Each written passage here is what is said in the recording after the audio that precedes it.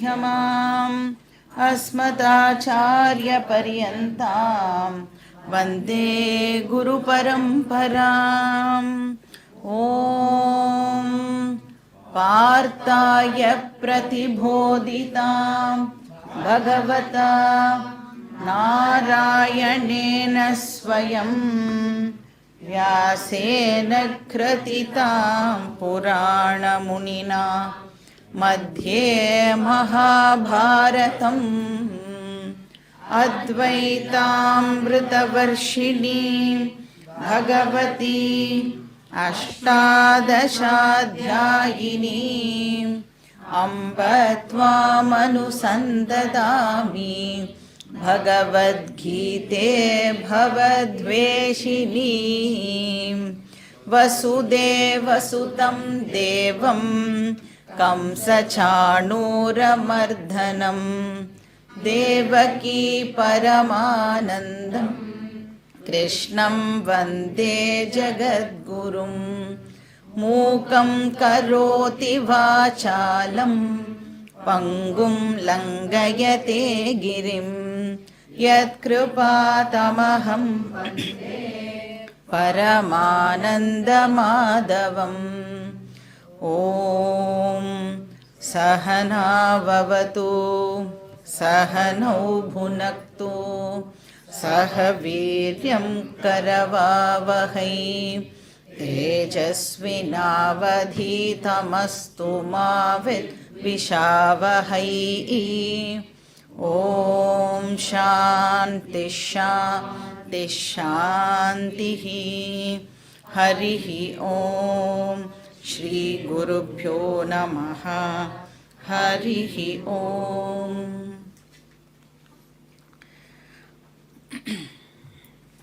So 12வது ஸ்லோகத்திலிருந்து 25வது ஸ்லோகம் வரைக்கும் கிருஷ்ணர் ஆத்மஸ்வரூபத்தை பற்றி நமக்கு எக்ஸ்பிளைன் பண்ணார் அப்படின்னு பார்த்தோம்.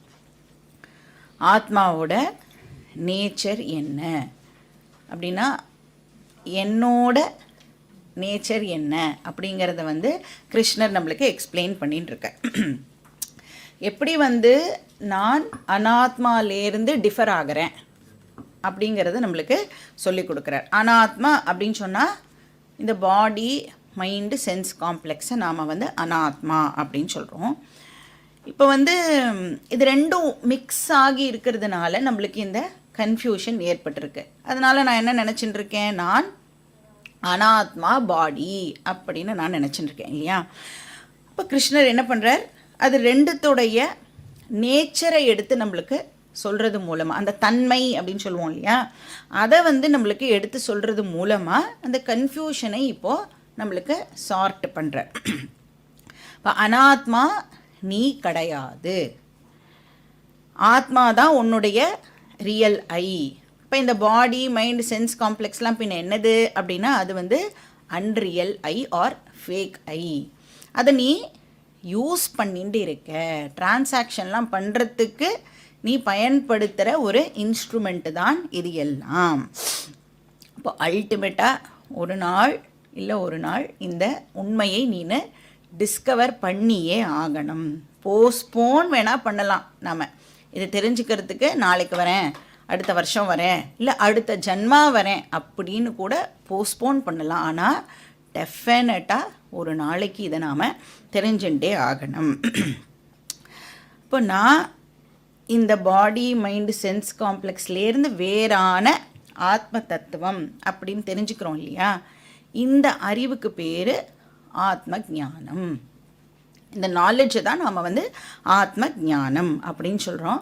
இதை தான் ஞான யோகா அப்படின்னு சொல்கிறோம், இல்லைனா சாங்கிய யோகா அப்படின்னு சொல்கிறோம். இந்த சாப்டரோட பேர் என்னது எடுத்து பாருங்க, லாஸ்ட்டு பேஜில் இருக்கும். இத்தி உபனிஷத்சு பிரம்ம வித்யாயாம் யோக சாஸ்திரி, அந்த இடத்துல பாருங்க இருக்கும் சாங்கிய யோகா அப்படின்னு இருக்கும். செகண்ட் சாப்டர் சாங்கிய யோகம். இப்போ இந்த சாப்டர் படிக்கிறது மூலமாக நம்மளுக்கு என்ன கிடைக்கிறது, ஆத்ம ஞானம் நமக்கு கிடைக்கிறது. இப்போ 25வது ஸ்லோகத்துக்கு மேலே கிருஷ்ணர் நம்மளுக்கு ஒரு சம்மரி மாதிரி இப்போது கொடுத்துண்டு வரார். இப்போ ப்ராக்டிக்கலாகவும் வந்து சில எக்ஸ்ப்ளனேஷன்ஸை நம்மளுக்கு கொடுக்குறார். என்ன சொல்கிறார்? எது ஒன்று பிறந்ததோ அது டெஃபினட்டாக ஒரு நாள் இல்லாமல் தான் போகும். ஜாதஸ்ய ஹித்ருவோ மிருத்யுஹு அப்படின்னு சொல்கிறார். இதுக்கு வந்து நீ ஏன் வந்து இவ்வளோ கவலைப்படுற, ஆர் வந்து ஏன் பிஹேவ் பண்ணிக்கிற, இந்த மாதிரி வந்து அழிஞ்சு போகிறதே அப்படின்னு நீ ஏன் வந்து சும்மா கம்ப்ளைண்ட் பண்ணிட்டு இருக்க அப்படின்னு கேட்குற. இப்போ எந்த ஒரு விஷயம் சாய்ஸ்லெஸ்ஸோ பிறந்ததுன்னா இறக்கும். இதில் ஏதாவது நம்மளுக்கு சாய்ஸ் இருக்கான்னா சாய்ஸே கிடையாது. அப்போ சாய்ஸ் இல்லாத ஒரு விஷயத்தில் நமக்கு இருக்கிற ஒரே சாய்ஸ் என்னது? அக்செப்டன்ஸ். அக்செப்ட் பண்ணிக்கிறது தான் நமக்கு இருக்கிற ஒரே சாய்ஸ். अपरिहार्य अर्थे नत्वं शोषितु अर्हसि. இப்போ பாஸ்ட்டை நம்மளால் மாற்ற முடியாது, ப்ரெசண்ட்டையும் ஒன்றும் பண்ண முடியாது. ஃப்யூச்சரில் வேணால் சில விஷயங்களை நாம் வந்து மாற்றுறதுக்கு முயற்சி பண்ணலாம். அதுலேயும் என்னது, ஃப்யூச்சரில் டோட்டல் கண்ட்ரோல் நம்மக்கிட்ட இருக்கான்னா இல்லை. அப்போ நம்மளால் என்ன பண்ண முடியும்? கான்ட்ரிபியூட் மட்டும்தான் நம்மளால் பண்ண முடியும். நம்ம என்றைக்குமே வந்து கான்ட்ரிபியூட்டராக மட்டுமே இருக்க முடியும். கண்ட்ரோலராக ஒரு நாளைக்கும் நம்மளால் இருக்க முடியாது. அதுக்கப்புறம் என்ன சொன்னார்? பர்த்துக்கும் டெத்துக்கும் வந்து ஒரு புது டெஃபினேஷனை நமக்கு வந்து கிருஷ்ணர் கொடுத்தார் இல்லையா? அவ்யக்தாதீனி மத்தியானி அவ்யக்தாதீனி பூதானி வியக்த மத்தியானி பாரத அப்படின்னு சொன்னார் இல்லையா? அப்போ எது ஒன்று அன்மேனிஃபெஸ்ட் ஃபார்ம்லேருந்து மேனிஃபெஸ்ட் ஆகிறதோ அதுக்கு பேர் பர்த்து அப்படின்னு சொல்கிறார். அப்போது ஒன்று வந்து இப்போ ஒன்று இருக்குது, பிறந்திருக்கு அப்படின்னா அது பிறக்கிறதுக்கு முன்னாடி எப்படி இருந்தது? அன்மேனிஃபெஸ்ட் ஃபார்மில் இருந்தது. அவ்யக்தாத் ஆதீனி. அப்போ முதல்ல எப்படி இருந்தது அது அப்படின்னா அன்மேனிஃபெஸ்ட் ஃபார்ம், அவ்யக்த ரூபத்தில் அது இருந்தது. அப்புறம் என்ன ஆகிறது? அவ்யக்த ரூபம் இப்போது வியக்தம் ஆகிறது. அதை தான் நாம் வந்து பர்த் அப்படின்னு சொல்கிறோம். அதுக்கப்புறம் என்ன ஆகிறது?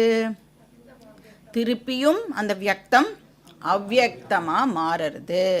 அந்த மாதிரி அவ்யக்தமாக மாறுறத இப்போ நாம் டெத் அப்படின்னு சொல்கிறோம். இதுதான் இங்கே நடந்துட்டுருக்கு. இதுக்கு ஏன் நீ வந்து ரொம்ப கவலைப்படுற அப்படின்னு வந்து கிருஷ்ணர் சொல்கிறார். அடுத்த ஸ்லோகம் என்ன சொல்கிறாருன்னு ஸ்லோகம் படிச்சுட்டு பார்க்கலாம். ஸ்லோகா நம்பர் 29.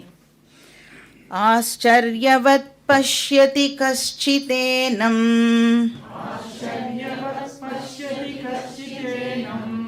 ஆச்சர்யவத் வததி ததைவ சான்யஹ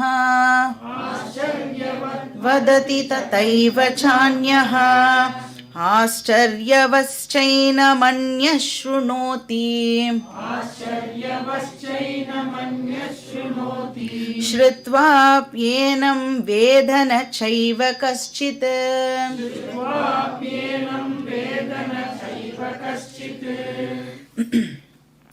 இப்போ என்ன சொல்கிறார்? அர்ஜுனா, உன்னால் வந்து ஆத்மான்னு ஒன்று இருக்குது அப்படின்னு அண்டர்ஸ்டாண்ட் பண்ண முடியலை, ஒரு அண்டர்ஸ்டாண்ட் பண்ணிக்க முடியலைன்னா ஓகே அப்படின்னு சொல்கிறார். இப்போ எப்படி இருக்கும் நம்மளுக்கெலாம் அப்படின்னா, ஏதோ ஒன்று ஆத்மானு ஒன்று இருக்கான், இப்போ ஏதோ சொல்கிறா, ஆனால் எக்ஸாக்டாக என்ன சொல்கிறான்னு புரியலை அப்படின்னு ஒரு ஃபீலிங் இருக்குல்ல நம்மளுக்கு. கிருஷ்ணர் சொல்கிறார், அதில் ஆச்சரியமே ஒன்றும் இல்லை அப்படின்னு சொல்கிறார். அப்படி தான் இருக்கும். ஏன் அப்படின்னு பார்த்தோன்னா, இந்த விஷயம் இருக்குல்ல, இந்த ஆத்ம ஞானம் அப்படின்னு சொல்கிறோமே, அது ரொம்ப ரொம்ப சூக்ஷ்மமான ஒரு விஷயமாக இருக்குது. இப்போ இது சொன்ன உடனே நமக்கு புரியணும் அப்படின்னு சொன்னால் இதுக்கு அந்த குவாலிஃபிகேஷன் வந்து நம்மளுக்கு தேவைப்படுறது. இப்போ மனசு வந்து எப்படி இருக்கணும் அப்படின்னா, ரொம்ப பியோர் மைண்டு நம்மளுக்கு இருந்தது அப்படின்னு சொன்னால் ஃபஸ்ட்டு குவாலிஃபிகேஷன் என்னென்னா, நித்தியம் அனித்தியம் விவேகம் நம்மளால் வந்து நம்ம புத்திக்கு அது வந்து பண்ண தெரிஞ்சிருக்கணும். இதெல்லாம் பர்மனெண்ட்டு, இதெல்லாம் இம்பர்மனெண்ட்டு, இது பர்மனெண்ட், இதெல்லாம் இம்பர்மனெண்ட் அப்படின்னு வந்து புத்திக்கு ஃபஸ்ட்டு பிரித்து பார்க்குற சக்தி இருக்கணும். அப்போ விவேகம், வைராக்கியம், சமாதி ஷட்க சம்பத்தி முமுக்ஷுத்வம், மோட்சம் வேணும் அப்படிங்கிற டிசைரும் நமக்கு இருக்கணும். ஸோ இந்த குவாலிஃபிகேஷன் இருந்தால் தான் இந்த விஷயத்தை இப்படி சொல்லும் பொழுதே ஆஹா இதானே இதானே அப்படின்னு நம்மளுக்கு ஈஸியாக புரியும். இப்போ கிருஷ்ணருக்கு என்ன சொல்கிறார், ஆத்மா அப்படிங்கிறதே ஒரு ஆச்சரியமான ஒரு விஷயம் அப்படின்னு சொல்கிறார்.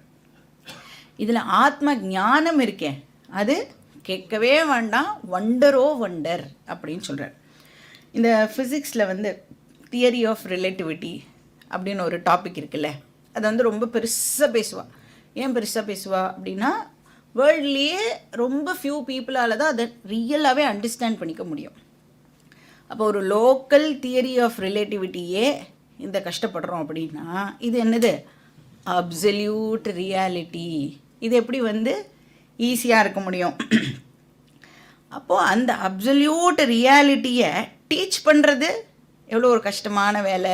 அது வந்து வண்டரோ வண்டர் அப்படின்னு சொல்கிறார். அப்போ இந்த ஆத்ம ஞானத்தை வந்து நம்ம இந்த மாதிரிலாம் ஈஸியாக எல்லாருக்கும் சொல்லிலாம் கொடுக்கக்கூடாது, இது வந்து ரகசியமாக தான் வச்சுக்கணும் அப்படின்லாம் சில பேர் சொல்லுவாள்.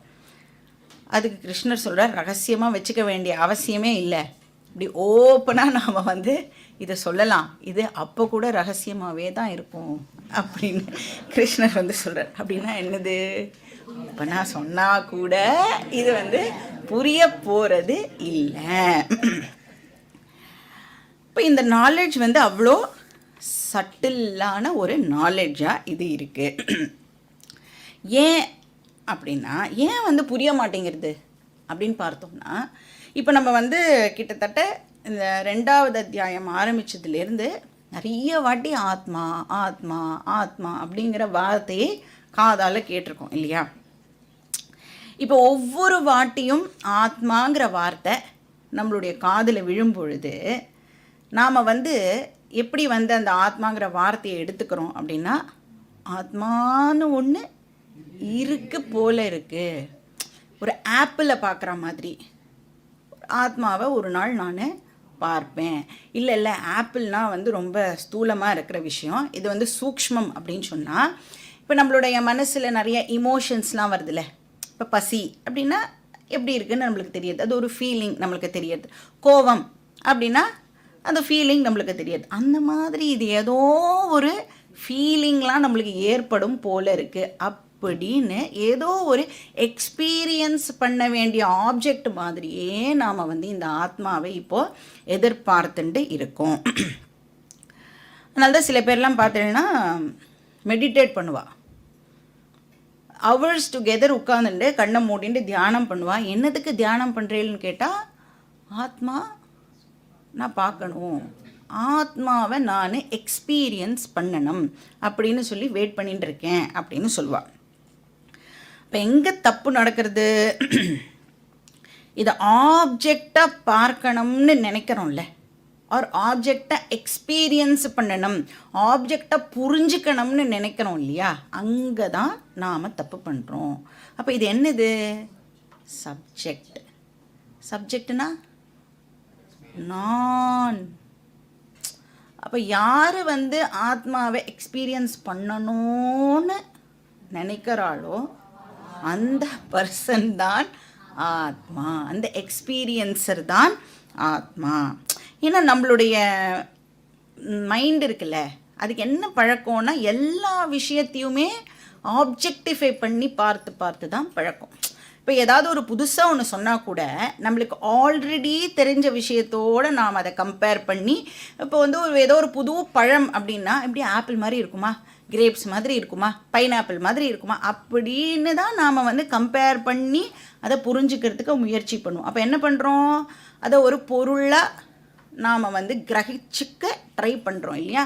அதை ஒரு பொருளாக நம்மளால் கிரகிக்க முடியாது. ஏன்னா அது என்னது, ஆத்மா அப்பிரமேயா அப்படின்னு பார்த்தோம்ல, அது பிரமேயம் கிடையாது. நம்மளுடைய சென்ஸ் ஆர்கன்ஸ்னால தானே ஏதோ ஒரு ஆப்ஜெக்டை பற்றின விஷயத்தை கிரகிக்கிறோம். இப்போ வந்து டச் அப்படின்னா இட்ஸ் நாட் அன் ஆப்ஜெக்ட் இல்லை, அது வந்து ஒரு அந்த டச் வந்து எப்படி தெரிஞ்சுக்கிறோம், ஒரு சாட்டின் டச், சில்க் டச், அந்த மாதிரி கூட இதை நம்மளால் வந்து கிரகிக்க முடியாது. அப்போ எதை வந்து நாம் எக்ஸ்பீரியன்ஸ் பண்ணினாலும் அது ஆத்மா இல்லை. ஏன்னா ஆத்மா கேன் நெவர் பி எக்ஸ்பீரியன்ஸ்டு. ஏன்னா எது ஒன்று எக்ஸ்பீரியன்ஸ் பண்ணின்னு இருக்கோ அதுதான் ஆத்மா. சரி, அப்போ வந்து டீச்சர் இப்போ என்ன பண்ணுறா, இது ஆத்மா இல்லை, இது ஆத்மா இல்லை, இது ஆத்மா இல்லை அப்படின்னு நம்மளுக்கு என்னெல்லாம் தெரியுமோ அது எதுவுமே ஆத்மா இல்லை அப்படின்னு டீச் பண்ணுறான். நீ என்னெல்லாம் எக்ஸ்பீரியன்ஸ் பண்ணுறியோ அது எதுவுமே ஆத்மா கிடையாது அப்படின்னு சொல்லிடுறான். அப்போ கடைசியில் வந்து சரி எதுவுமே இல்லையா அப்படின்னு நாம் வந்து கன்க்ளூட் பண்ணிட்டு போயிடுவோம் இல்லையா. நத்திங்னஸ் தான் இருக்குது போல இருக்குது, சூன்யம் தான் இருக்குது போல இருக்குது அப்படின்னா அப்போ டீச்சர் அங்கே என்ன பண்ணணும், எதுவுமே இல்லைங்கிறதும் இல்லை. அப்புறம் நீ என்னெல்லாம் எக்ஸ்பீரியன்ஸ் பண்ணுறியோ அது ஆத்மா இல்லை, அதனால எதுவுமே இல்லை அப்படின்னும் நீ தப்பாக நினச்சிட்டு போயிடக்கூடாது. இருக்கிறது ஆத்மா மட்டும்தான் அப்படின்னு இப்போது டீச்சர் நம்மளுக்கு சொல்லி கொடுக்க வேண்டியதாக இருக்குது. அந்த ஆத்மாவை விட ஒரு கிரேட்டஸ்ட் விஷயம் உலகத்தில் இல்லை. அப்போ இந்த ஸ்லோகத்தில் கிருஷ்ணர் என்ன பண்ணுறார் அப்படின்னா ஆத்ம ஞானத்தினுடைய க்ளோரியை நமக்கு சொல்கிறார். மகிமா அப்படின்னு சொல்லுவோம்ல, மகிமையை பற்றி இந்த ஸ்லோகத்தில் சொல்கிறார். இந்த ஆத்ம ஞானத்துக்கு நிறைய க்ளோரிஸ் இருக்குது. ஆனால் கிருஷ்ணர் வந்து இந்த இடத்துல எதை பேஸ் பண்ணி சொல்கிறார் அப்படின்னா இந்த ஆத்ம ஞானத்தினுடைய யுனீக்னஸ் இருக்கு இல்லையா, ரேர்னஸ் அப்படின்னு சொல்லுவோம்ல, அதை பேஸ் பண்ணி இந்த ஸ்லோகத்தில் அதோட க்ளோரியை ப்ரெசென்ட் பண்ணுறார். நம்ம வந்து இந்த 7 wonders ஆஃப் த வேர்ல்டு அப்படின்னு நம்ம ஸ்கூல்லலாம் நம்ம படிச்சிருப்போம்ல. ஃபஸ்ட்டு அதுவே தப்பு.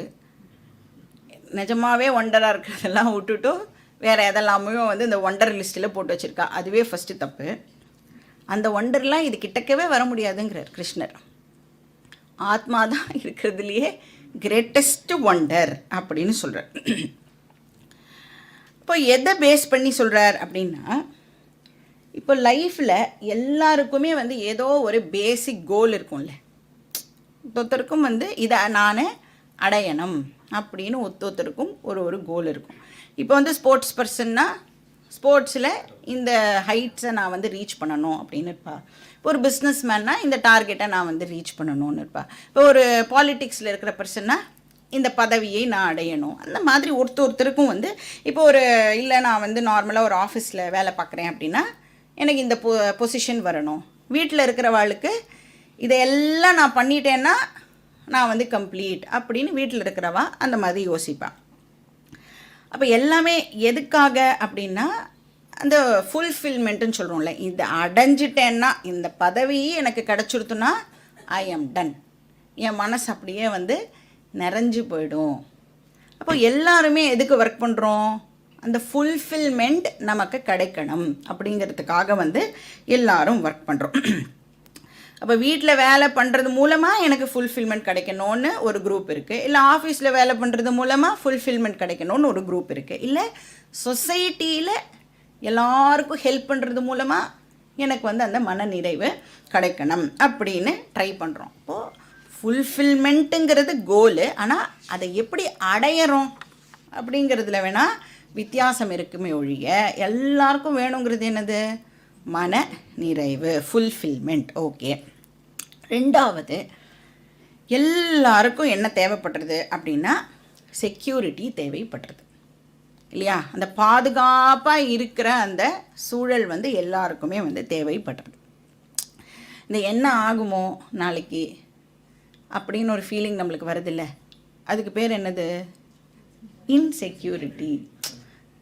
நான் வந்து எல்லாமே பண்ணியிருக்கேன், இருந்தாலும் நாளைக்கு ஏதாவது ஒரு பிரச்சனை வந்துடுத்துனா, நான் எல்லாமே வந்து கரெக்டாக தான் பார்த்து என் ஃபேமிலிக்கு பண்ணி வச்சுருக்கேன், இருந்தாலும் அப்படின்னு நம்மளுக்கு ஒரு தாட் வருதில்ல, அந்த தாட்டுக்கு பேர் இன்செக்யூரிட்டி அப்படின்னு அர்த்தம்.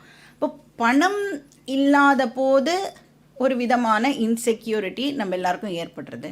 சரி, பணம் சம்பாதிச்சுட்டியே அப்போ வந்து செக்யூர்டாக ஃபீல் பண்ணணும்ல, அப்போவும் என்ன ஏற்படுறது நம்மளுக்கு, ஒரு இன்செக்யூரிட்டி ஃபீலிங் ஏற்படுது. ஏன்னா இப்போ அந்த பணத்துக்கு நான் தான் செக்யூரிட்டியை கொடுக்கணும், எப்படியெல்லாம் பார்த்து பார்த்து அதை ப்ராப்பராக இன்வெஸ்ட் பண்ணணும் அப்படின்றது வேற இப்போ என்னோட தலையில் விழுந்துடும். அப்போ எப்போயுமே வந்து இந்த இன்செக்யூரிட்டி ஃபீலிங் நம்மளை விட்டு போகவே மாட்டேங்குது. அதுக்கப்புறம் என்ன ட்ரை பண்ணுறோம் அப்படின்னா, என்ன பண்ணினா நான் எப்போவுமே ஆனந்தமாக இருப்பேன். அந்த நம்மளுக்கு வந்து ஒரு அந்த ஈஸி சேரில் படுத்துட்டு ஜாலியாக ஒரு என்ஜாய் பண்ணணும்னு ஒரு ஆசை இருக்குல்ல, எப்போவுமே நான் வந்து அந்த ஈஸி சேர்லையே படுத்துட்டு எப்போவுமே எப்படி ஜாலியாக இருக்கிறது, ஆனந்தமாக இருக்கணும். இந்த 3 விஷயந்தான் ஒருத்தருமே வந்து ஆக்சுவலாக தேடிட்டு போகிறது. Fulfilment, security, happiness. இப்போ இந்த 3த்தையும் ஒரே வார்த்தையிலேயே சொல்லணும் அப்படின்னு சொன்னால் கிருஷ்ணர் சொல்கிறார், அதுக்கு பேர் ஆத்மா. மன நிறைவு இருக்குல்ல, அதுக்கு இன்னொரு பேர் ஆத்மா. செக்யூரிட்டி இருக்குல்ல, அதுக்கு இன்னொரு பேர் ஆத்மா. ஆனந்தம் இருக்குல்ல, அதுக்கு இன்னொரு பேர் ஆத்மா. இப்போது ஒரு மனுஷன் தனக்கு தெரிஞ்சோ தெரியாமலோ எதை தேடின்னு இருக்கான்? ஆத்மாவை தான் அவன் தேடிட்டு இருக்கான். அவங்கிட்ட போய், அவங்கிட்ட போனோம், உங்ககிட்டே கேட்குறேன், நீங்கள் வந்து ஆத்மாவை தேடுறீங்களா அப்படின்னு என்ன பதில் சொல்லுவேன்? இல்லையே. என்ன சொல்வேல்? எது தேடுறேன்னு கேட்டால் நிம்மதியை தேடுறேன், ஆனந்தத்தை தேடுறேன், பாதுகாப்பாக இருக்கணுங்கிற அந்த விஷயத்தை தேடுறேன் அப்படின்னு தான் சொல்லுவோமே தவிர ஒரு நாளைக்கு கூட ஆத்மாவை தேடுறேன் அப்படின்னு சொல்லவே மாட்டோம். கிருஷ்ணர் சொல்கிறார், நீ எது தேடுறியோ அதுதான் ஆத்மா. நீ வந்து மன நிறைவை தேடுற இல்லையா, அதுக்கு பேர் ஆத்மா அப்படின்னு சொல்கிறார். ஆனந்தத்தை தேடுறையே, அதுக்கு பேர் ஆத்மா. இப்போ வேதாந்தத்தை பொறுத்த வரைக்கும் எல்லாருமே ஆத்மாவை தான் தேடுறோம். சரி, இதில் என்ன ஆச்சரியம் இருக்குது? நமக்கே தெரியும். இப்போ எதை அடையணும்னு ஒரு பர்சன் ஆசைப்படுறானோ, ஆத்மாவை அடையணும்னு ஆசைப்படுறான், அந்த ஆத்மா யார்? அவன்தான். யார் தேடுறாளோ அதுதான் அந்த ஆத்மா. இப்போ what is sought is nothing but the seeker. அப்போ ஆத்மா தான் ஒருத்தருடைய அந்த இன்ட்ரின்சிக் நேச்சர். அது தெரியாமல், அதாவது எதை நான் தேடுறேனோ அதுதான் நான் அப்படின்னு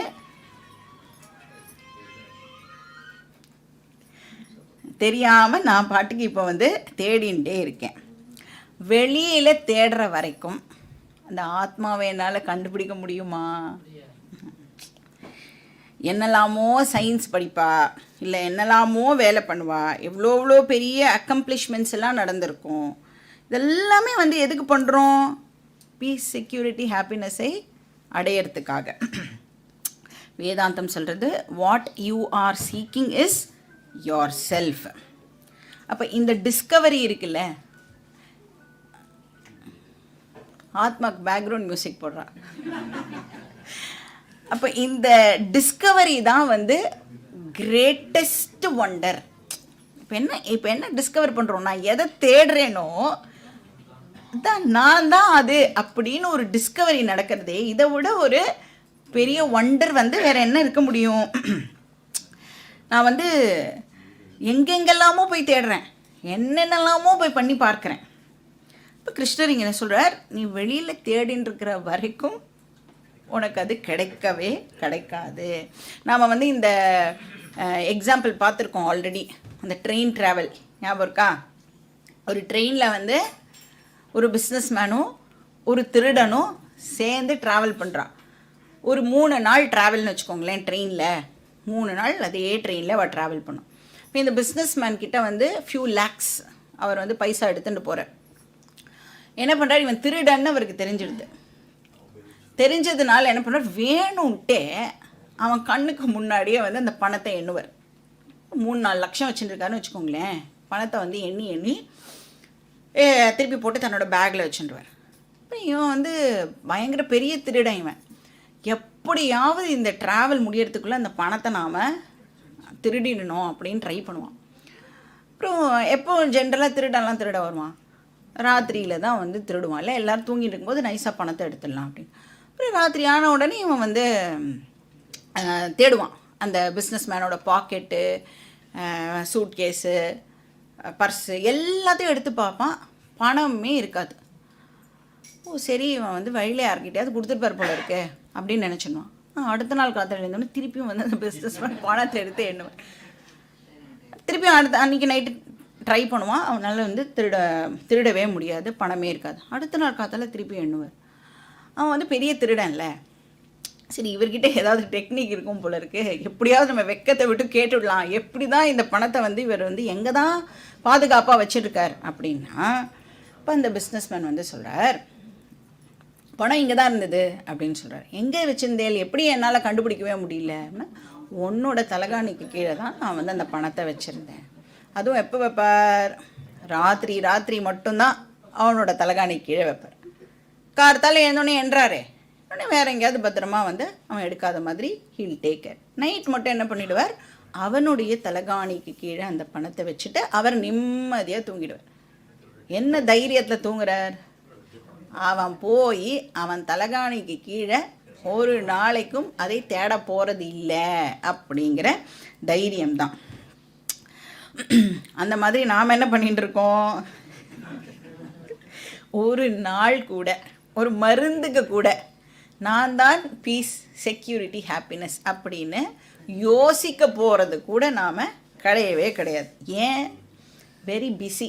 பாலஸ்தாவது கிரீட்டாசக்தா, தருணஸ்தாவது தருணீசக்தா, விருத்தஸ்தாவது சிந்தாசக்தா, பரமே பிரம்மணி கோபின சக்தா. பிரம்மன் கிட்டக்க யாருமே வரமாட்டா. பிரம்மன் எப்பயும் சேஃபாக இருந்துகிட்டே இருக்கும். ஏன்னா நம்ம எல்லாரும் பிஸி, அவ வேலையை பார்க்குறதுலையே வந்து ரொம்ப பிஸியாக இருக்கும். விருத்தஸ்தாவது, வயசானவாளுக்கு எது அழகு, என்ன பண்ணிட்டு இருக்கா எல்லா வயசானவாளும், சிந்தாசக்தா, கவலைப்படலைன்னா வயசானதுக்கு அழகாக இருக்குமா, அது இல்லை கவலைப்பட்டே ஆகணும். இல்லைனா கூட வரவழைச்சு, ஏன்னா வேறு யாராவது என்னை கேட்டுவிட்டான்னா எப்படி நீ கவலையே இல்லாமல் இருக்கேன்னு கேட்டால் தப்பு இல்லையா. அதனால் ஏதாவது ஒரு கவலையை நானே வரவழைச்சுட்டு இருந்தால் தான் அந்த வயசானதுக்கு அழகு. பிரம்மன்லாம் இருக்கட்டும், இப்போ இல்லைன்னா இன்னொரு நாள் பார்த்துக்கலாம் அப்படின்னு எல்லாரும் வந்து பிரம்மனை பற்றி யோசிக்கிறதுக்கு நோ டைம். நாம் வந்து தேடவே போகிறது இல்லை. நம்மக்கிட்ட தான் அது இருக்குன்னு ஒரு நாள் கூட நாம் தேட போகிறது இல்லை. தப்பி தவறி இந்த மாதிரி கிளாஸுக்கெலாம் வந்துட்டோம்னா இங்கேருந்து தெரிஞ்சுக்கிறோம், நீ எதை தேடுறியோ அது நீ தான். அப்போ எப்படி இருக்குது நம்மளுக்கு, கேட்ட உடனே என்னது நானா அப்படின்னு நம்மளுக்கு ஒரு ஷாக் ஒன்று ஏற்படுறது. அப்போ கூட சரி ஏதோ சொல்கிறா, கிளாஸுக்கெலாம் வரும், நம்மளெல்லாம் வந்து ஏதோ என்கரேஜ் பண்ணணுங்கிறதுக்காக ஏதோ சொல்கிறா போல இருக்குது அப்படிங்கிற அளவுக்கு தான் நம்மளால் அதை அண்டர்ஸ்டாண்ட் பண்ணிக்க முடியுமே ஒழிய, நான் எப்படி அந்த ஆத்மாவாக இருக்க முடியும். சரி எல்லாம் கூட ஓகே, ஆனால் நான் தான் ஆனந்தம், அதை எப்படி நான் ஒத்துக்க முடியும் இல்லையா.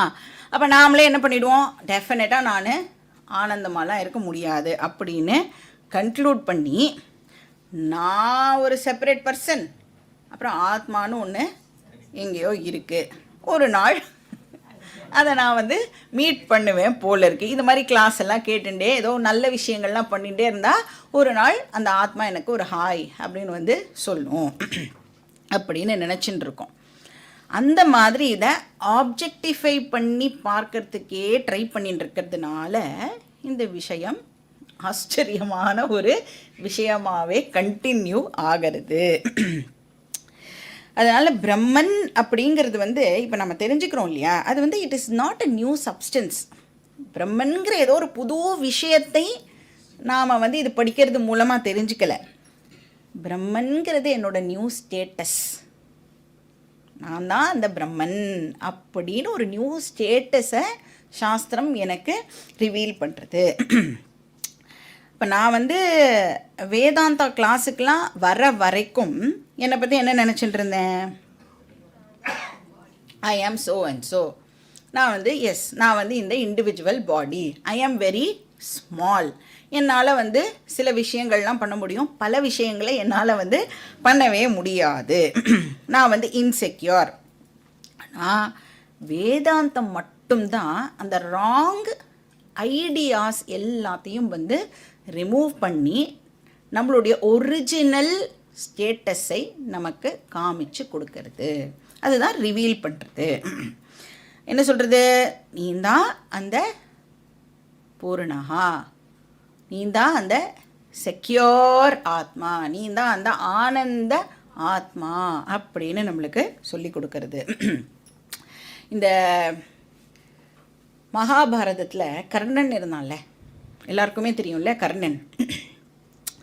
அவன் வந்து குந்தியை மீட் பண்ணுறான். இந்த போருக்கு முன்னாடி குந்தி போய் கர்ணன் கிட்ட பேசணும் அப்படின்னு போவா இல்லையா? இப்போது கர்ணனுக்கு தான் குந்தியோட பையன்னு தெரியாது. அந்த மீட்டிங் நடக்கிறதுக்கு முன்னாடி வரைக்கும் அவனுக்கு இப்போ தெரியாது. அப்போது ஆனால் அவனுக்கு வந்து பஞ்ச பாண்டவர்களை கர்ணனுக்கு ரொம்ப நன்னா தெரியும் இல்லை? ஆனால் ஆக்சுவலி பார்த்தா கர்ணனும் வந்து பாண்டு புத்திரன் தான் இல்லையா?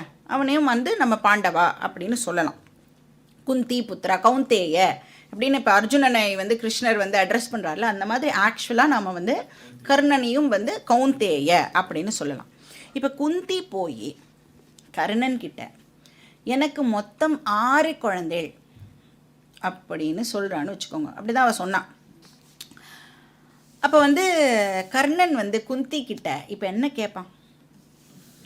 அப்படியா, உங்களுக்கு 6 குழந்தைகளா? யார் இந்த 6வது பையன்?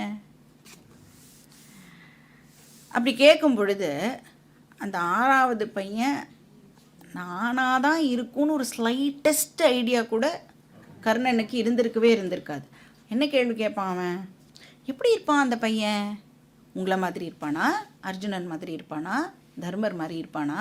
பாண்டு மாதிரி இருப்பானா? எப்படி இருப்பான் அப்படின்னு அவன் கொஸ்டின்ஸ் மேலே கொஸ்டின்ஸ் கேட்பான். ஏன்னா அவனுக்கு ஆல்ரெடி அவன்கிட்ட இப்போ இருக்கிற மிஸ்கன்செப்ஷன் என்ன? அவன் ஆல்ரெடி என்ன ராங் ஐடியாவை நன்னா மனசில் பதிச்சு வச்சுட்டு இருக்கான். நான் ராதேயா, ராதையின் மைந்தன் அப்படிங்கிற அந்த ஐடியா நன்னா அவனுடைய ஆழ் மனசில் இப்போ பதிஞ்சிருக்கிறதுனால இப்போ குந்தி வந்து எனக்கு 6 பசங்க அப்படின்னு சொல்லும் பொழுது அந்த 6வது பையன் நானாக தான் இருக்கணும்னு அவனுக்கு நினச்சி கூட அவனால் இப்போ பார்க்கவே முடியாது.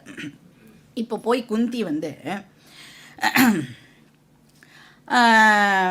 அந்த 6வது பையன் வந்து அந்த 6வது பையனை நீ மீட் பண்ணியிருக்க அப்படின்னு கர்ணன் கிட்ட சொல்ல முடியுமா? ஒரு 6வது பையனை நீ மீட் பண்ண போகிற அப்படின்னு கர்ணன் கிட்ட வந்து குந்தியால் சொல்ல முடியுமா? நான் இதுக்கு முன்னாடி அவனை பார்த்துருக்கேனா அப்படின்னு கர்ணன் கேட்டா என்ன பதில்? குந்தியால் என்ன பதில் சொல்ல முடியும்? நான் அவனை வந்து மீட் பண்ண முடியுமா அப்படின்னு இப்போ வந்து கர்ணன் கேட்குறான்னா என்ன பதில் சொல்கிறது அதுக்கு? நான் வேற அவன் வேறையாக இருந்தால் தான் மீட்டிங்கெல்லாம் பாசிபிள் இல்லை? அப்போ கர்ணனால் வந்து மீட் பண்ணப்படுற பர்சன் கர்ணன் இல்லை. ஏன்னா அவன் தான் அந்த 6வது பையன். கர்ணனே தான் அந்த 6வது பையன். அப்போ அந்த 6வது பையனை கருணா நீ வெளியில் தேடாத, அது நீ தான். ஏன்னா இப்போ கர்ணன் வந்து 6வது பையனை வெளியில் தேடினா கிடைக்குமா? ஒரு நாளைக்கும் கிடைக்காது. இப்போ இந்த 6வது பையன் நான் தான் அப்படின்னு கர்ணன் வந்து புரிஞ்சுட்டான் இல்லையா? அவனுக்கு தெரிஞ்சுடுத்து. இப்போ இந்த ரெவலேஷன் ஏற்பட்ட உடனே கர்ணன் இப்போ ஏதாவது புது பர்சனாக சேஞ்ச் ஆனானா? அதே கர்ணன் தான். ஆனால் இப்போ என்ன, இந்த அறிவு வந்ததுக்கப்புறம் குந்தியின் புத்திரன் அப்படிங்கிற அறிவு வந்ததுக்கப்புறம் இப்போ என்ன ஆகிறது? ஆக்சுவலாக நான் ராதையின் மைந்தன்னுங்கிற ஸ்டேட்டஸு போய் குந்தியின் புத்திரன் அப்படிங்கிற ஸ்டேட்டஸ் வருது. நான் ராங்காக ஒரு ஐடியா என்னை பற்றி நினச்சிருந்தேனே, அந்த ராங் ஐடியாவை நான் ட்ராப் பண்ணிவிட்டு எது வந்து ஃபேக்டோ அதை நான் இப்போது கரெக்டாக அண்டர்ஸ்டாண்ட் பண்ணிக்கிறேன். இன்ஃபேக்ட் பிரம்மன்கிறது என்னோடய நியூ ஸ்டேட்டஸ் அப்படின்னு கூட சொல்ல முடியாது. அதுதான் என்னுடைய ஒரிஜினல் நேம், நான் தான் அது. ஆனால் நான் ராங்காக வேறு ஏதோ ஒரு ஸ்டேட்டஸை எனக்கு கொடுத்து வச்சுருந்தேன், அதை ட்ராப் பண்ணுறேன். அவ்வளோதான் இங்கே நடக்கிறது. ஏன்னா கர்ணனுடைய மனக்குறையே என்னது அப்படின்னு பார்த்தா, அவனுக்கு வந்து நான் சத்திரியன் இல்லையா, அதுதான் வந்து அவனுக்கு ஒரு பெரிய வருத்தமாக இருந்தது இல்லையா. அதை தான் அவனால் வந்து ஒத்துக்க முடியல. க்ஷத்ரியன் இல்லை அப்படிங்கிறத அவனால் வந்து அக்செப்ட் பண்ணவே முடியலை. அதனால் எல்லாரும் அவனை வந்து சீண்டிலாம் பார்த்தா, கிண்டல்லாம் பண்ணினா, எல்லாம் பண்ணினான். இப்போ வந்து குந்தி வந்து நீ கௌந்தேய அப்படின்னு சொல்லும் பொழுது என்ன ஆகுறது, நான் க்ஷத்ரியன் இல்லைங்கிற நோஷன் ட்ராப் ஆகி நான் க்ஷத்ரியன்தான் அப்படிங்கிறத அவன் இப்போது ஓன் அப் பண்ணுறான். இதில் ஃபிசிக்கல் சேஞ்ச் ஏதாவது அவனுக்கு நடந்துதானா? ஒன்றும் நடக்கலை. ஏதாவது மிஸ்டிக் எக்ஸ்பீரியன்ஸ்லாம் இங்கே ஏதாவது ஏற்பட்டுதா? ஒரு மிஸ்டிக் எக்ஸ்பீரியன்ஸும் ஏற்படலை. அப்போ it is just a silent recognition of fact. அதுதான் இங்கே நடக்கிறது. பட் கர்ணன் படத்தில் வந்து சிவாஜி வந்து பயங்கரமாக ஆக்ஷன்லாம் பண்ணி, ஐயோ நான் வந்து ராதையின் மைந்தன் இல்லை உன்னுடைய பையனா அப்படின்னு பயங்கர சீனெல்லாம் போட்டு 1,00,000 ரூபாய்க்கெல்லாம் அவர் நடிச்சிருப்பார். அந்த மாதிரி வந்து நீ தான் பிரம்மன் அப்படின்னு சொன்னோடனே நம்மளால் வந்து ஏதாவது நம்மளுக்கு அந்த மாதிரிலாம் எதாவது ஆகுமானா அந்த மாதிரிலாம் எதுவும் ஆகாது. ஏன்னா இப்போ டிவிலேயோ இல்லை சினிமாலேயோ மனசில் நடக்கிற உற்பத்தி ஆகிற தாட்டை எக்ஸ்ப்ரெஸ் பண்ணணுன்னா அவள் வெளியில் ஏதாவது ஒரு கடமுடான்னு பண்ணி ஒரு அந்த ஜிகுலாம் பண்ணினாதான் அந்த மாதிரி விஷயங்கள்லாம் நடக்கிறது அப்படின்னு நம்மளால் புரிஞ்சுக்க முடியும். இப்போ நம்மளோட விஷயத்தில் நமக்கு ஒரு தாட், நான் பிரம்மன் அப்படிங்கிற அண்டர்ஸ்டாண்டிங் நமக்கு ஏற்படும். வேறு ஏதாவது எனக்கு ஃபிசிக்கலாக ஒளிவட்டம்லாம் ஏதாவது வருமா ஜீனா? ஒன்றுமே வராது. இன்னும் எக்ஸ்ட்ராவாக 4 பேர் நம்மளை திட்டிட்டு போவாளே ஒழிய நமக்கு ஒரு சேஞ்ச் ஒன்றுமே வந்து நடக்காது. இப்போ நாம் வந்து அவளை பார்க்குற விதம் இருக்குல்ல, அது மாறிடும். எக்ஸ்ட்ராவாக 4 திட்டினா கூட ஒன்றுமே நமக்கு அது அஃபெக்டு ஆகாது. அப்போ சைலண்ட்டாக நான் வந்து என்னுடைய மிஸ்கன்செப்ஷனை ட்ராப் பண்ணுறேன். எந்த ஃபிசிக்கல் சேஞ்சோ மிஸ்டிக் எக்ஸ்பீரியன்ஸோ எதுவுமே இங்கே நடக்கிறது இல்லை. அப்போ இந்த செல்ஃப் நாலேஜ் வண்டரா இல்லையா? கிரேட்டஸ்ட் வண்டர் அப்படின்னு இங்கே கிருஷ்ணர் சொல்கிறார். ஏன்னா நான் எதை தேடின்னு இருக்கேனோ அதுதான் நான். இப்போ இதுதான் செல்ஃப் நாலேஜ். கஷ்டித் ஏனம் ஆச்சரியவத் பஷ்யதி. இப்போது இதை தெரிஞ்சுண்டவன் யோசிப்பான்ல, சுச்சோ இவ்வளோ நாள் இது தெரியாமல் போச்சே எனக்கு அப்படின்னு அவன் வந்து ஆச்சரியப்படுவான் இல்லை. இது தெரியாமல் இவ்வளோ வருஷம் நான் வந்து என்னோடய வாழ்க்கையை வந்து வேஸ்ட் பண்ணிட்டேனே. அதனால தான் இப்போ நம்ம கிளாஸ்க்கெலாம் வந்தால் நமக்கு என்ன தோன்றுது, இன்னும் கொஞ்சம் முன்னாடியே வந்திருந்தா இன்னும் கூட நல்லா இருந்திருக்கும்ல அப்படின்னு நம்மளுக்கு தோன்றதில்ல. இப்போ நம்ம வந்து சின்ன வயசில் இருக்கும் பொழுது, ஸ்கூல்லாம் படிக்கும் பொழுது நம்மளுடைய பேரண்ட்ஸை பார்த்தே நம்ம வந்து ஆக்சுவலாக பொறாமப்படுவோம். எப்படி பொறாமப்படுவோம் அப்படின்னா, அவன் அம்மா வந்து எப்பவுமே ஆற்றுலேயே இருக்கா, ஜாலியாக வந்து அதாவது எங்கேயும் வெளியில் போகணும், ஹோம்ஒர்க்லாம் பண்ணணும் அந்த மாதிரிலாம் எதுவும் இல்லை. ஜாலியாக உட்காந்து எப்போ வேணுமோ இப்போ டிவிலாம் பார்க்கலாம். அம்மா வந்து ஜாலியாக இருக்கா. அப்பா வந்து ஆஃபீஸ் போயிட்டு வந்தோடனே ரிமோட் எடுத்துட்டுருவா. என்ன வேணுமோ அதை வந்து அப்பாவும் வந்து தனக்கு என்ன வேணுமோ அதை வந்து பண்ணிப்பா அப்படின்னு நம்மளுக்கு வந்து ஒரு மிஸ்கன்செப்ஷன் இருக்கும்ல. நம்ம வந்து பேரண்ட்ஸுக்கு வந்து எந்த ரெஸ்பான்சிபிலிட்டியும் இல்லை, நமக்கு தான் இந்த ஸ்கூல் போகணும், ஹோம்ஒர்க் பண்ணணும், காலேஜ் போகணும், நல்லா படிக்கணும், இதெல்லாம் இருக்குது. சரி, இப்போ நீ பேரண்ட் ஆகிட்டல, அப்போ என்ன நினைக்கணும்? நீ இப்போ ஜாலியாக இருக்கியா? நீ என்ன நினச்ச சின்ன வயசில்? பேரண்ட்ஸ் எல்லாம் ஜாலியாக இருக்கா, நோ ரெஸ்பான்சிபிலிட்டி, நமக்கு தான் படிக்கிற வேலை இருக்குது. நீ பேரண்ட் ஆன உடனே அப்போவும் ஜாலியாக இல்லை. நம்ம அப்போ என்ன நினைக்கிறோம், சரி ரிட்டையர் ஆனால் நமக்கு ரெஸ்பான்சிபிலிட்டிலாம் இருக்காது, அப்போ நாம் வந்து ஒரு ஜாலியான லைஃப்பை வந்து லீடு பண்ணலாம். இப்போ என்ன பண்ணுறோம், ஆனந்தத்தை போஸ்ட்போன் பண்ணிகிட்டே இருக்கோம். ஆனந்தம்ங்கிறது என்னைக்கோ ஒரு நாள் எனக்கு கிடைக்க போகிற ஒரு விஷயம் போல இருக்குது. ரிட்டையர் ஆன உடனே அவ்வளோ பிஸியாலாம் நான் இருக்க மாட்டேன். சரி, இந்த ஆனந்தம்லாம் என்னது அப்படிங்கிற விஷயம்லாம் இந்த மாதிரி இந்த வேதாந்தா கிளாஸ்லலாம் சொல்லித்தரான்னு யாராவது நம்ம காதில் போட்டால் கூட அப்போ கூட என்ன சொல்லுவோம், சரி நான் டைம் இருந்தால் போய் பார்க்குறேன். ஆஃப்டர் ரிட்டையர்மெண்ட் கூட பிஸியாக இருப்பா, நான் கன்சல்டண்ட்டாக வேலை பார்க்குறேன்வா, இல்லைன்னா நான் வந்து கோவிலில் பார்த்துக்கிறேன்வா, இல்லைன்னா ஏதோ ஒரு வேலை எனக்கு இருக்குது, அதனால் வந்து இதுக்கெல்லாம் என்னால் வர முடியாது, நோ டைம். அப்போ நாம் என்ன பண்ணுறோம், இந்த பீஸ், செக்யூரிட்டி, ஹாப்பினஸை போஸ்ட்போன் பண்ணிகிட்டே போகிறோம். அந்த குதிரை வந்து ஃபாஸ்ட்டாக ஓடணும் அப்படின்னு சொல்லி குதிரைக்கு முன்னாடி ஒரு புல்லுக்கட்டை வந்து கட்டி விட்டுருப்பா, பார்த்துருக்கீங்களா நீங்கள்? அப்போ குதிரை வந்து என்ன நினைக்கும், வேகமாக ஓடினோன்னா அந்த புல்லுக்கட்டு நம்மளுக்கு கிடச்சிடும் அப்படின்னு நினைக்கும். பாவம் அந்த குதிரைக்கு என்ன தெரியல, அது எவ்வளோ வேகமாக ஓடுறதோ அவ்வளோ டிஸ்டன்ஸ் அந்த புல்லுக்கட்டுக்கும் அந்த குதிரைக்கும் எப்பவும் இருந்துட்டே இருக்க போகிறது அப்படிங்கிற அறிவு அந்த குதிரைக்கு இல்லவே இல்லை. அந்த மாதிரி தான் நாம் பண்ணிகிட்டு இருக்கோம். குதிரையை பார்த்து சிரிக்கக்கூடாது. நாம் என்ன பண்ணிகிட்டு இருக்கோம் இப்போது, அந்த குதிரைக்கு முன்னாடி இருக்கிற புல்லுக்கட்டு மாதிரி தான் எதையோ தேடிண்டு பின்னாடி ஓடிண்டு இருக்கும். இப்போ அந்த ஓடுற டைரக்ஷன் கரெக்டாக இருந்ததுன்னா ப்ராப்ளம் இல்லை, கிளாஸ்க்கெலாம் வந்துட்டோன்னா ப்ராப்ளம் இல்லை. ஆனால் எத்தனை பேர் இந்த மாதிரிலாம் விஷயங்கள் இருக்குதுன்னு தெரியாமல் உலகத்தில் இருக்காள், அவள்லாம் ஆக்சுவலாக என்ன பண்ணிகிட்டு இருக்கான்னா ராங் டைரக்ஷனில் ஓடிண்டு இருக்கா. அப்போ என்றைக்கு அவளுக்குலாம் இந்த விஷயம்லாம் இருக்குதுன்னு தெரிஞ்சு எப்போ அவள்லாம் இதுக்கு வருவா? இப்போ நம்மலாம் வந்து நிஜமாகவே அவ்வளோ புண்ணியம் பண்ணியிருக்கோம். அவ்வளோ புண்ணியம் பண்ணியிருக்கிறதுனால தான் கிருஷ்ணர் சொல்கிற விஷயத்தை நம்மளால் வந்து இப்போது காது கொடுத்து கேட்க முடியறது. அப்போ ராங் டைரக்ஷனில் ஓடாமல் ரைட்டான டைரக்ஷனில் தான் நாம் எல்லாம் இப்போது ஓடிட்டு இருக்கோம். இப்போ இது வந்து இங்கே வரோம்ல, கிளாஸ் கேட்க வரோம்ல, அது வந்து டெஃபினட்டாக கிரேட்டஸ்ட் ஒண்டர். நீங்கள் பாருங்கோ, என்ன பாப்புலேஷன் இப்போ வந்து இந்த ஓட்டர் லிஸ்ட்டுக்கு அடிஷன் டெலிஷன் பண்ண வரவாளை விட இந்த பாப்புலேஷன் டெஃபினட்டாக கம்மி இல்லையா? ஏன் அப்படின்னா ஆச்சரியமான விஷயம், இது ரொம்ப ரேர். இந்த விஷயம் வந்து கிடைக்கணும் அப்படின்னா டெஃபினட்டாகவே புண்ணியம் பண்ணியிருந்தால்தான் இந்த விஷயமே நம்மளுடைய காதில் விழும்.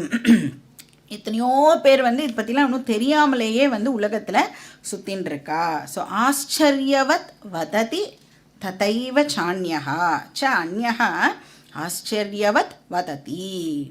சில பேர் வந்து சொல்கிறாளாம், இதுதான் வந்து ஆச்சரியமான விஷயம் அப்படின்னு நிறைய பேர் வந்து இதை சொல்கிறா. ஆச்சரியவச்சை நமன்ய ஸ்ருணோதி. ஸ்ருணோதி அப்படின்னு சொன்னால் லிசன் பண்ணுறவா அப்படின்னு அர்த்தம். இந்த ஃபேக்டை வந்து கேட்குறவா கூட இதை ரொம்ப ஆச்சரியமாகவே இந்த விஷயத்தை பார்க்கிறார்கள். இது கேட்கறது ரொம்ப ரொம்ப அதிசயமான விஷயம் அப்படின்னு சொல்கிறார்.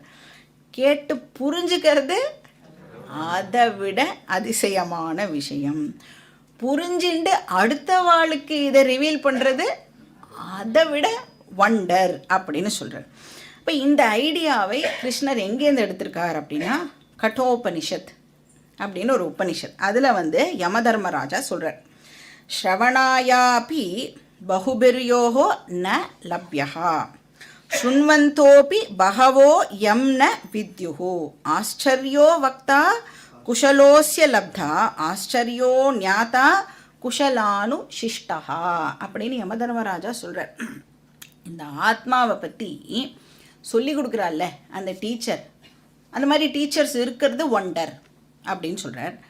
அதை கேட்குறதுக்கு ஸ்டூடெண்ட்ஸ் இருக்கிறது வண்டரோ வண்டர் அப்படின்னு சொல்கிறார். இதெல்லாம் விட இன்னொரு ஒரு ஸ்பெஷல் ஐட்டம் இருக்குது. அது என்னது அப்படின்னா, ரொம்ப வருஷம் இதை கேட்டு கூட எனக்கு இன்னும் புரியலை அப்படின்னு சொல்கிறாளே அவாதான் இருக்கிறதுலேயே வண்டர், அதிசயமோ அதிசயம். இப்போ வந்து எனக்கு சம்மந்தமே இல்லாத ஏதோ ஒரு எக்ஸு ஒய் செட்டு பற்றி சாஸ்திரம் சொல்லி அது எனக்கு புரியலைன்னா பரவாயில்ல. சாஸ்திரம் யாரை பற்றி சொல்லி கொடுக்கறது? என்னை பற்றி தான் சாஸ்திரம் எனக்கு சொல்லி கொடுக்கறது. இருந்தாலும் எனக்கு புரியலையே. எல்லாமே வந்து எவிடெண்ட்டாக இருந்தாலும் எனக்கு அது புரியலை அப்படின்னு சொல்கிறது ஒண்டரோ ஒண்டர் அப்படின்னு சொல்கிறார். அப்போ டீச்சர் ஒண்டர், தெரிஞ்சுக்கிறவா ஒண்டர், படிச்சும் புரிஞ்சிக்காமல் போகிறவா வண்டரோ வண்டர்.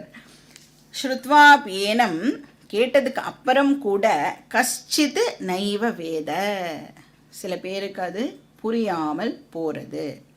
ஏன் புரியாமல் போகிறது? மறுபடியும் அந்த ஆப்ஜெக்டிஃபை பண்ணுற டெண்டன்சி இருக்குல்ல, நமக்கு ஒரு பொருளாக அதை பார்த்துடணும் அப்படின்னு நினைக்கிறோம் இல்லையா, அந்த டெண்டன்சி இருக்கிற வரைக்கும் இந்த விஷயம் நமக்கு புரியாது.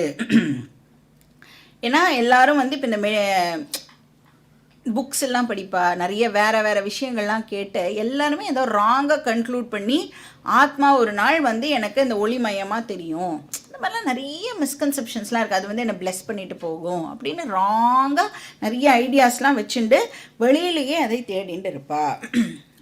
இல்லைன்னா உள்ளே தேடுவா. அது உள்ளேயும் இல்லை வெளியிலையும் இல்லை, அது நான் தான். அப்போ இந்த நேக் இருக்குல்ல, இது தெரிகிற வரைக்கும் புரியாது. நேக்கு தெரிஞ்சிடுத்துனா இதை விட ஒரு ஈஸியான விஷயம் வேறு ஒன்றுமே இல்லை.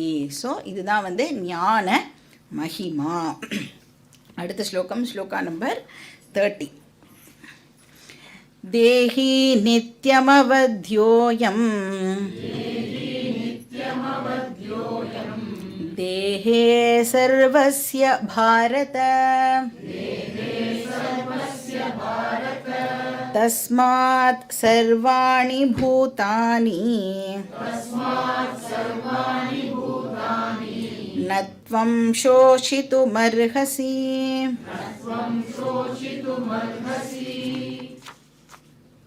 இப்போ இந்த ஞானத்தோடைய மகிமையை பற்றி சொல்லிட்டு கிருஷ்ணர் வந்து இந்த ஸ்லோகத்தோட ஆக்சுவலாக ஆத்ம ஞானம் டாப்பிக்கை கன்க்ளூட் பண்ணுறார்.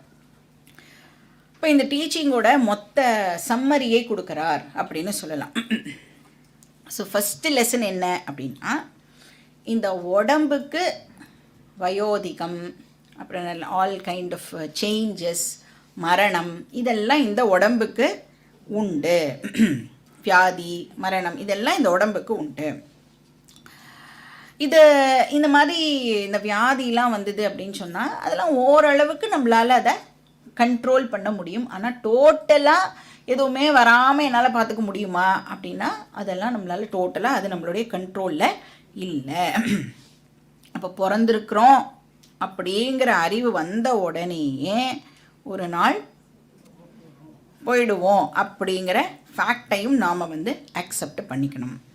ரெண்டாவது, இந்த ஸ்தூல சரீரம் இந்த ஃபிசிக்கல் பாடியில் தான் இந்த ரியல் ஐயும் இருக்குது. இந்த பாடி வந்து வெறும் வேஷம், இட் இஸ் அ காஸ்டியூம், அன்னமய கோஷகா. இப்போ இந்த தேகத்துக்குள்ள தேஹி இருக்கான். தேஹி நித்யஹா, தேகம் அனித்யஹா. இதை வந்து நீ அப்படியே பீஷ்மர், துரோணர் எல்லாருக்கும் அப்ளை பண்ணு அப்படின்னு கிருஷ்ணர் வந்து இங்கே சொல்கிறார். இப்போ வேதாந்தம் படிக்கிறதுனால என்னுடைய க்ளோஸ் குவார்ட்டர்ஸில் இருக்கிற யாருக்காவது ஏதாவது ஆயிடுது அப்படின்னு சொன்னால் எனக்கு துக்கமே ஏற்படாதா? டோட்டலாக நம்மளால் துக்கத்தை ரிமூவ் பண்ண முடியாது, ஆனால் அறிவோடு துக்கப்பட முடியும், அறிவோடு வருத்தப்பட முடியும். அப்போ நம்மளுடைய அந்த துக்கம் இருக்குல்ல, அது டெஃபினட்டாக மேனேஜபிள் துக்கமாக இருக்கும். ஷாக்கிங்காக நமக்கு எந்த ஒரு விஷயமுமே இருக்காது. அயம் தேஹி நித்யம் அவத்யஹா. அயம் தேஹினா இந்த தேஹி, இந்த ஆத்மா அதாவது முன்னாடி ஸ்லோகங்களில் டிஸ்கிரைப் பண்ணப்பட்ட அந்த ஆத்மா நித்யா சத்யா சர்வகதா அகர்த்தா அபோக்தா அதெல்லாம் பார்த்தோமே. இப்படி எல்லாம் சொல்லப்பட்ட அந்த சைத்தன்யம் நித்திய அவத்யா அப்படின்னு சொல்கிறார். அவத்யகானா அழிக்க முடியாதது அப்படின்னு அர்த்தம். எப்பவும் அது இருக்கும். நித்தியம் அவத்யா. சரி, அது எங்கே இருக்குது, எங்கே இந்த ஆத்மா ரிசைட் ஆகிறது அப்படின்னா சர்வஸ்ய தேஹே. இந்த பர்மனெண்ட் ஆத்மா இந்த டெம்பரரி உடம்புக்குள்ள என்க்ளோஸ் பண்ணப்பட்டிருக்கு. இப்போ எல்லாருடைய தேகத்திலையும் ஆத்மா இருக்கு. இப்போ இந்த கதை தான் பீஷ்மருக்கும் துரோணருக்கும் அப்படின்னு சொல்கிறார். இப்போ இந்த அழிவு அப்படிங்கிற விஷயம் இந்த ஆத்மாவுக்கு இல்லை. இப்போ இந்த தேகம் அழியறதில்ல, அது கூட நம்மளால் எது வரைக்கும் ஒத்துக்க முடியும் அப்படின்னா வேறு எங்கேயோ யாருக்கோ நடந்தது அப்படின்னு சொன்னால் எனக்கு ஓகே அப்படின்னு சொல்லுவேன். பட் என்னுடைய ஃபேமிலியிலேயே யாருக்காவது இது நடந்தது அப்படின்னு சொன்னால் என்னால் அதை அக்செப்ட் பண்ண முடியலை. அப்போ பாரபட்சம் பார்க்காம இந்த ஃபேக்டை நாம் எல்லாருக்குமே அப்ளை பண்ணி பார்க்கணும். சர்வாணி பூதானி சோஷித்தும் ந அர்ஹசி. நீ யாருமே இவ போயிட்டா அப்படின்னு துக்கப்பட வேண்டிய அவசியம் இல்லை. ஏன்னா இப்போ யாராவது ரொம்ப ஓல்டு ஏஜ்லாம் இருக்கான்னு வச்சுக்கோங்களேன், ஏதோ அவளுக்கு டிசீஸ்லாம் இருக்குது அப்படின்னா அவளுக்கு என்ன நம்மளால் ஹெல்ப் பண்ண முடியுமோ, அவளை எப்படியெல்லாம் பார்த்துக்க முடியுமோ அதெல்லாம் பார்த்துக்கலாம். ஆனால் ஒரு நாள் அந்த தேகம் டெஃபினட்டாக போகத்தான் போகும். அது ஏன் அப்படி ஆச்சு, நான் இவ்வளோ நன்னா பார்த்துட்டேனே, எல்லாம் இவ்வளோ செலவு பண்ணேனே, அப்போ கூட காப்பாற்ற முடியலையேன்னா அதனுடைய பிராரப்தம் இருக்கிற வரைக்கும் தான் அந்த தேகம் இருக்கும். சரி, அப்படின்னா என்னைக்கோ போகிற உடம்பு தானே, அதுக்கு எதுக்கு இவ்வளோ செலவுலாம் பண்ணுறது அப்படிங்கிற கேள்வியும் கேட்கக்கூடாது. நமக்குன்னு டியூட்டி இருக்கு இல்லையா, அந்த டியூட்டியை பற்றி பின்னாடி கிருஷ்ணரே சொல்லுவார்.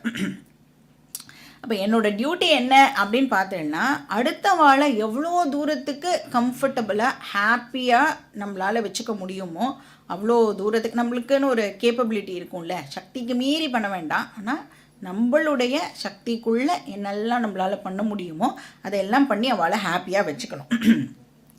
ஆனால் அவ்வளோ பண்ணியும் அவளை நம்மளால் காப்பாற்ற முடியலை அப்படின்னா வருத்தப்படக்கூடாது, அதை அக்செப்ட் பண்ணிக்கணும். ஏன்னா நாம் வருத்தப்படுறதுனால இந்த சிச்சுவேஷன் மாற போகிறதான்னா போனவா திருப்பி வருவாளானா வரமாட்டா. இப்போ இந்த ஸ்லோகத்தோட ஆக்சுவலாக ஆத்தியாத்மிக திருஷ்டி அது ஓவர். இப்போது இப்படி சொல்லும் பொழுதே அவனுக்கு சப்போஸ் புரிஞ்சிருந்ததுன்னு வச்சுக்கோங்களேன் அர்ஜுனனுக்கு, அப்போ இதோட நாமளும் முடிஞ்சிருக்கோம், கீதா முடிஞ்சிருக்கோம். கிருஷ்ணர் வா உனக்கு புரிஞ்சிருத்தா கமான் ஃபைட் பண்ணு அப்படின்னு சொல்லி முடிஞ்சிருக்கோம். அன்ஃபார்ச்சுனேட்லி இது இந்த டீச்சிங்கை நிறைய பேருக்கு கிரகிச்சுக்கிறது கொஞ்சம் டிஃபிகல்ட்டான ஒரு விஷயமாக இருக்குது.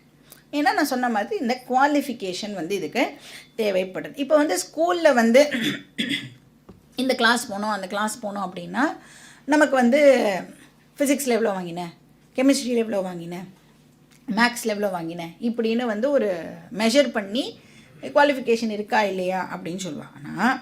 ஆனால் அந்த மாதிரி ஏதாவது டெஸ்ட்லாம் வச்சு அவங்களுக்கு கிளாஸ்லாம் சேர்த்துட்டோம், உங்களுக்கு என்ன தெரியும் உங்களுக்கு என்ன தெரியாது அப்படியெல்லாம் வச்சு நாம் கிளாஸில் சேர்த்துக்கல. அப்போ இது இந்த குவாலிஃபிகேஷன் நம்மளோட பேசுகிற திறமையோ பாடுற திறமையோ ஆடுற திறமையோ இல்லை. இது என்ன குவாலிஃபிகேஷன் அப்படின்னா நம்ம மைண்டுடைய மெச்சூரிட்டி, நம்ம மனசு இருக்குல்ல அது எவ்வளோ தூரத்துக்கு பக்குவமாக இருக்குங்கிறத பொறுத்து இந்த சப்ஜெக்ட் நம்மளுக்கு ஈஸியாக புரியும். அப்போ என்னோடய மைண்டு எவ்வளோ தூரத்துக்கு பக்குவமாக இருக்குன்னு யாருக்கு தெரியும்? அவளுக்கு மட்டும்தான் அது தெரியும். அதனால் இப்போ இந்த வேதாந்தா டீச்சிங்கை வச்சு சில பேர் என்ன பண்ணுவா அப்படின்னா, நான் ஆத்மா தானே, இப்போ யாருக்காவது ஏதாவது ஹார்ம் பண்ணுறான்னு வச்சுக்கோங்க, ஏதாவது ஒரு பாப்பம் பண்ணுறான்னு வச்சுக்கோங்க, நான் ஆத்மா தானே, நான் எதுவுமே பண்ணலை, ஏன்னா இங்கே படிச்சுட்டு போயிருக்கா, நான் அகர்த்தா, நான் எதுவுமே பண்ணலை அப்படின்னெல்லாம் யாராவது இதை வந்து இந்த குயுக்தின்னு சொல்லுவாள், அந்த மாதிரி எல்லாம் சப்போஸ் யாராவது வந்து ராங்காக அண்டர்ஸ்டாண்டு தப்பாக வந்து இதை வந்து பிரயோகப்படுத்தினான்னா அவளுக்கு இந்த நாலேஜ் கண்டிப்பாக ஹெல்ப் பண்ணவே பண்ணாது. ஏன்னா நன்னா தெரிஞ்சுக்கணும், ஞானம் எப்போ வந்து நன்னா நம்மளுக்கு புரியும், எப்போ இந்த நாலேஜ் நம்மளுக்கு கிடைக்கும்னா எப்போ நம்ம தர்மமாக வாழறோமோ. இப்போ ஞானம் will always go together with தர்மம். இப்போ எந்த இடத்துல தர்மமாக நம்ம நடந்துக்கிறோமோ அப்போ தான் அந்த மனசு வந்து பியூரிஃபைலாம் ஆகிற விஷயம்லாம் நடந்து இந்த ஞானமானது நம்மளுடைய மனசுக்கு வந்து புரியும், புத்திக்கு வந்து அப்போ தான் இது புரியும். இப்போ நான் பண்ணலை, நான் வந்து ஆத்மா அப்படின்னு சொன்னால், இப்போ ஏதாவது ஒரு கொலையே பண்ணிவிட்டு நான் பண்ணலைப்பா, ஆத்மா வந்து மேனா கீதாலேயே வருது, ஆத்மா கொலையும் செய்யாது கொலை செய்ய தூண்டவும் தூண்டாது அப்படின்னு சொன்னால் ஜட்ஜும் என்ன பண்ணுவார், நான் வந்து ஆத்மாவுக்கு எங்கேப்பா தண்டனை கொடுத்தேன், நீ எதை வச்சு நீ வந்து கையை யூஸ் பண்ணி பண்ணினேன்னா அந்த கைக்கு தான் இந்த தண்டனை, அந்த உடம்புக்கு தான் இந்த தண்டனை அப்படின்னு பகவானும் அந்த உடம்புக்கு தண்டனையை கொடுத்துட்டு போயிட்டே இருப்பார். அதனால் யாராலையும் வந்து இந்த இடத்துல ஏமாத்த எல்லாம் முடியாது. அப்போ தர்மமாக நாம் வாழ்ந்தால் மட்டுமே இந்த ஞானம் நமக்கு புரியும். அதர்மம் இருக்கிற இடத்துல ஞானம் சித்திக்காது. ஸோ தர்மமாக இருக்கிறது வந்து வெரி வெரி இம்பார்ட்டண்ட். பாக்கி டீட்டெயில்ஸ் நம்ம வந்து நெக்ஸ்ட் கிளாஸில் பார்க்கலாம். ஓம் பூர்ணமதః பூர்ணமிதம் பூர்ணாத் பூர்ணமுதச்யதே பூர்ணஸ்ய பூர்ணமாதாய பூர்ணமேவாவசிஷ்யதே. ஓம் சாந்தி சாந்தி சாந்திः. हरिः ओम. श्री गुरुभ्यो नमः. हरिः ओम.